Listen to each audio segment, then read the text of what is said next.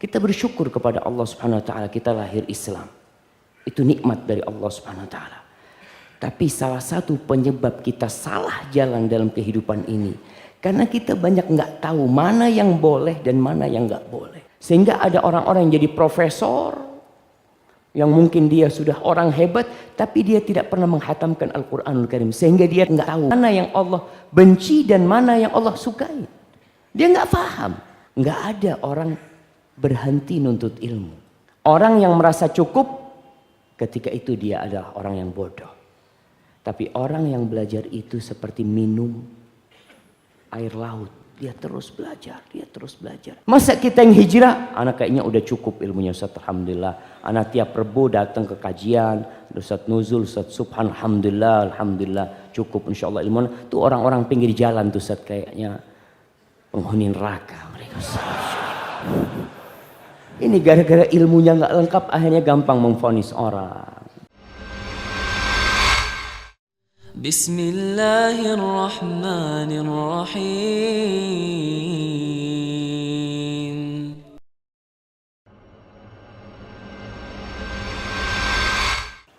Seorang yang berhijrah adalah orang yang meninggalkan sesuatu yang dilarang. Bagaimana kita mengetahui hal itu? Tidak ada jalan kecuali kita belajar.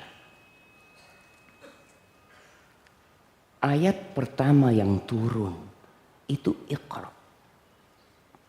Iqra bismi rabbikal ladzi khalaq. Khalaqal insana min 'alaq.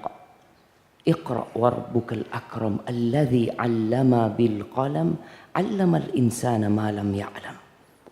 Terus terang banyak hal yang kita tidak ketahui. Kemudian Allah yang ngasih tahu kita.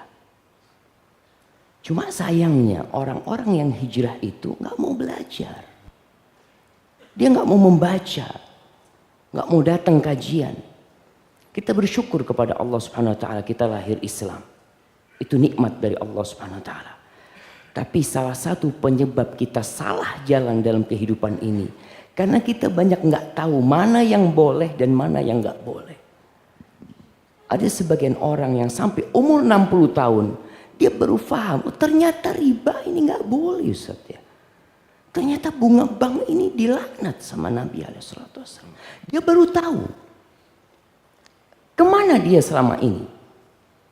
Dia sudah menyelesaikan mungkin puluhan buku dia baca. Tapi ternyata dia tidak pernah menghatamkan Al-Quranul Karim. Maka cara kita mengetahui adalah dengan belajar. Dan Allah telah menurunkan Al-Quranul Karim. Dzalikal kitab la raiba fi. Itu kitab, itu Al-Quranul Karim, tidak ada keraguan sedikit pun di dalamnya. Hudan lil muttaqin, itu petunjuk buat orang-orang yang bertakwa. Kita kemarin telah berpisah dari bulan Ramadan. Bulan diturunkannya Al-Quranul Karim. Yang jadi pertanyaan, puluhan kali kita melalui Ramadan. Berapa kali kita faham dengan Al-Quranul Karim? Allah berulang kali memanggil kita. Jadi kalau kita melihat panggilan Allah kepada orang-orang beriman. Orang-orang beriman di masa itu adalah orang-orang kafir yang kemudian masuk Islam. Atau mereka yang akhirnya lahir Islam. Allah mengatakan ya ayyuhalladzina amanu. Itu 89 kali dalam Al-Quranul Karim. Paling tidak orang yang hijrah kembali ke sana. Allah tuh panggil aku ini beriman. Aku merasakan ada getaran iman di hatiku dan Allah panggil aku. Baca tuh. Allah memulai ya ayyuhalladzina amanu itu dengan masalah adab. Ya ayyuhalladzina amanu la taqulu ra'ina wa qulu nurna. Tentang masalah etika. Dan Allah menutup ya ayyuhalladzina amanu ini dengan tentang taubat. Ya ayyuhalladzina amanu tubu ilallahi taubatan nasuha. Di antara itu ada 87 panggilan yang kita seharusnya orang-orang yang hijrah baca Al-Quranul Karim. Dan kita tahu jemaah, Allah di antara yang dia panggil, Allah mengatakan ya ayyuhalladzina amanu udkhulu fis silmi kafah. Wahai orang-orang yang beriman, kalian masuklah ke dalam Islam secara kafah, semuanya. Tadi Ustadz Nuzul sebutkan, bukan hanya penampilan. Bukan. Bahkan kalau kita lihat bagaimana ditanamkan keimanan ke diri para sahabat. Ketika mereka hijrah dari meninggalkan segala kemungkaran, itu iman ditanam. Dan keimanan terpenting adalah keimanan kepada Allah dan hari akhir. Belum ada panggilan tentang diharamkannya minuman keras. Belum. Jilbab nanti itu. Ketika sudah sampai Madinah. Ketika mereka sudah hijrah dengan fisiknya ke Madinah, baru turun tuh ayat-ayat tentang jilbab. Tentang minuman keras. Sebelum itu mereka masih minuman keras. Wanita-wanita masih terbuka. Tapi yang dipupuk oleh Nabi SAW adalah hati jemaah. Tempat segala kebaikan. Maka kita harus belajar. Datang ke kajian. Dan kita melihat. Sangat memprihatinkan sekali. Pendidikan di negeri kita. Agama itu nomor berapa? Agama itu tidak diujikan nasional. Tidak. Tidak. Sehingga ada orang-orang yang jadi profesor. Yang mungkin dia sudah orang hebat. Tapi dia tidak pernah menghatamkan Al-Quranul Karim. Sehingga dia nggak tahu mana yang Allah benci dan mana yang Allah sukai. Dia nggak paham.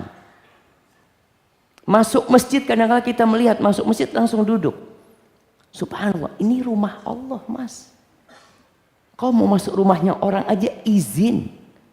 Emangnya kenapa? Ini kan wakaf punya Allah SWT. Iya. Nabi SAW mengatakan, "Idza dakhala ahadukumul masjid." Apabila salah seorang masuk masjid, fala yaq'ud hatta yarka' rak'atain. Enggak boleh duduk. Fala yajlis, enggak boleh duduk sampai dia salat 2 rakaat. Ini seperti ini ilmu yang kadang-kala orang enggak paham. Maka kita dituntut bagi orang-orang yang mau hijrah, yang mau menuju Allah. Itu harus paham apa yang Allah ingin dengan belajar. Dalam sebuah hadis qudsi, Allah berfirman, "Wa ma taqarraba ilayya 'abdi bi syai'in ahabba ilayya mimma aftaradtuhu alaihi." Tidak ada satu amalan di mana hambaku mendekatkan dirinya kepadaku yang aku cintai lebih daripada yang wajib-wajib. Jadi awal ilmu itu yang wajib-wajib kau pelajari. Kita kadang-kala yang sunnah, yang wajib ditinggalkan. Ada orang Masya Allah nih. Baru hijrah sholat malam. Jam 3 bangun. Jam 3 bangun, jam 4 tidur, bangun jam 7. Alhamdulillah anak bisa sholat malam. Kau sholat malam, kau subuhnya jam 7. Yang wajib dipelajarin, diamalkan, kemudian naik tingkatannya. Kata Allah Jalla Jalaluh, "Wa ma yazalu 'abdi yataqarrabu ilayya bin nawafil hatta uhibbah." Hambaku terus mendekatkan dirinya kepadaku dengan yang sunnah-sunnah. Setelah yang wajib dia laksanakan. Masuk ke masjid, sholat berjamaah. Ya, dia sholat duhur. Tapi kemudian ada yang pulang menghamparkan sejadahnya. Aku mau sholat sunnah. Supaya Allah cinta sama aku. Betul. Maka setelah kita belajar yang wajib, kita belajar yang sunnah. Banyak orang-orang meremehkan sunnah. Menganggap sunnah, ya kan cuma sunnah. Tapi apakah sunnah untuk ditinggalkan? Bukan. Yang ditinggalkan itu yang dilarang. Sunnah ini diamalkan, bahkan di situ ada cinta Allah Jalla Jalaluhu. Maka kau pelajarin yang sunnah-sunnah. Ketika kau mengamalkan yang sunnah dan Allah cinta sama kau, Allah akan panggil Jibril. Bayangkan jamaah, kita nih hijrah menuju Allah. Kemudian kita naik ke tingkatan dicintain Allah. Allah akan memanggil Jibril. Nada Jibril. Faqala ya Jibril inni uhibbu fulanan fa'ahibbah. Jibril, aku cinta sama fulan. Nama orang itu disebutkan sama Allah. Bayangkan jamaah, Rabbul Alamin menyebutkan nama antum.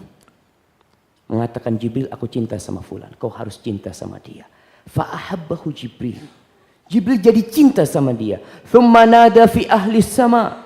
Lalu Jibril menyuruh kepada semua penghuni langit. Mengatakan innallaha ahabba fulanan fa'ahibbu fa'ahabbahu ahlus sama. Jibril mengatakan sesungguhnya Allah telah cinta kepada fulan. Disebutin nama. Maka kalian semua harus cinta kepada dia. Lalu orang ini dicintai oleh semua penghuni langit. Thumma wudi'a lahul qabul fil ard. Lalu orang ini diterima di muka bumi. Allah yang ngasih itu. Jadi intinya terus belajar. Pelajarin mana yang Allah cintai. Enggak ada orang berhenti nuntut ilmu. Orang yang merasa cukup ketika itu dia adalah orang yang bodoh. Tapi orang yang belajar itu seperti minum air laut. Dia terus belajar, dia terus belajar. Dan tiap pagi orang yang berhijrah itu baca doa. Apa doanya? Allahumma inni as'aluka ilman nafi'an wa rizqan thayyiban wa amalan mutaqabbala. Nabi aja baca.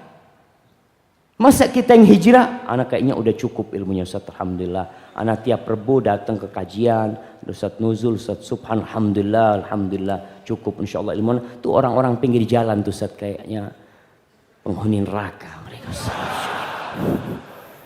Ini gara-gara ilmunya nggak lengkap akhirnya gampang memvonis orang. Bangga dengan dirinya.